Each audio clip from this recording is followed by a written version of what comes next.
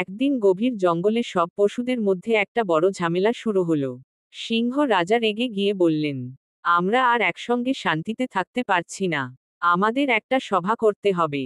সিংহের মুখ সিংহের ডাক। সিংহ রাজা হাতিমাকে বলল, তুমি সবাইকে খবর দাও। হাতিমা তার বড় সুর দিয়ে ডাক দিল, সবাই জড়ো হও। খরগোশ, বানর, হরিণ, কচ্ছপ, ভাল্লুক, প্যাঁচা সবাই এসে হাজির। বাদর সমস্যা। বানর বলল, বড় পশুরা সবকিছু নিয়ে নিচ্ছে, ছোটরা কিছুই পাচ্ছে না।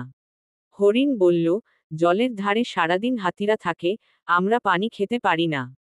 ভাল্লুক বলল, সবার আগে ফল আমি পেয়েছিলাম, কিন্তু বানর ছিনিয়ে নিয়ে গেল। প্যাঁচা পেঁচার বুদ্ধি। প্যাঁচা জ্ঞানী ছিল। সে বলল, আমরা যদি ভাগ করে নিই, তবে ঝগড়া হবে না। একটি নিয়ম চাই, সবাই সমানভাবে ব্যবহার করবে বন ও খাবার।